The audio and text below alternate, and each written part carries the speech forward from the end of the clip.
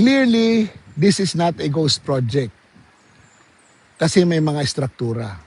Mga katagang binitawan ni Secretary Vince Dizon doon sa Ilocos Norte. Noong in-inspection niya yung mga tulay, na puro poste pa lang. Pero ito may estruktura. Ayan o. Tapos na estruktura ng flood control project. Yet, this was declared as a ghost project. Dito, sa kinatatayuan kong ito, minura at tinawag na gago ang district engineer, si D.E. Larete, ni Secretary Vince Dizon. Dahil daw bakit niya binayaran ang proyektong ito nang hindi pa tapos. Ano ito? As early as 2022 nang ito ay tinayo, may report na ang Daily Tribune na nagsasabing nagkaroon ng pagguho at pagkasira ng mga strukturang ito. At noong January 2025, sumulat ang DE sa construction company para i-impose ang warranty dahil nasira nga ang ibang portion ng flood control project na ito dahil sa buhawi. Bakit ba pinipilit ni Vince Dizon na ito ay ghost project at hindi yung mga proyekto sa Ilocos Norte? Ibibigay ko sa inyo ang rason kung bakit. Okay. Ngayon, pinuntahan ito ni Vince Dizon.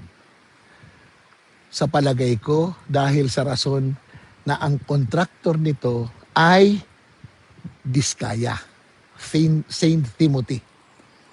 Pangalawa, dahil ito ay kontrata pa noong panahon ni PRRD 2022. So parang iniisip ko, ang gustong palabasin ng administrasyon na ito ay noong panahon ni Digong, merong ghost project. Ano ito? Hindi naman ito ghost project eh. Andyan yung istruktura. Paano nagkaroon ng istruktura na bago? It's because inimpose ng district engineer yung warranty, ipinagawa ang sira at ipinaulit. At ngayon ito'y tinayo na. Ayos na. Pero ang district engineer nakakulong pa rin. Ang kontratista dito nakakulong pa rin. Bakit? Dahil nga sinasabi ni Vince Dizon na ito ay ghost project. Paano na yung sinasabi niyang clearly, this is not a ghost project kasi merong struktura. Anong ibig sabihin nun? Pagdating ba sa Ilocos Norte, magkaiba? Bakit ko nasabi? Dahil yung St. Matthew, another company of the Diskaya, meron silang flood control project na napuntahan namin sa Bislaca. Yun ay malapit doon sa Dagupan-Lipay Bridge na hindi pinuntahan ni Vince Dizon.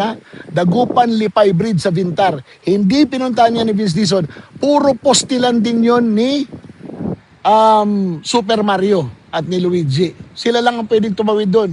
Patalon-talon sila doon. Ngayon, doon sa kabilang pangpang ay ang St. Matthew na construction ng flood control project. Sira-sira yun. Bakit hindi i-implement ang warranty? Alam niyo kung bakit? Kasi may partner doon ang St. Matthew. Yun ay ang Heckler Construction. Alam niyo kung bakit kailangan ng Diskaya doon? Kasi hindi sila aabot sa ceiling ng amount. So, doon sa hearing sa Senado, sinasabi ng Diskaya na hiniram lang ang kanilang lisensya.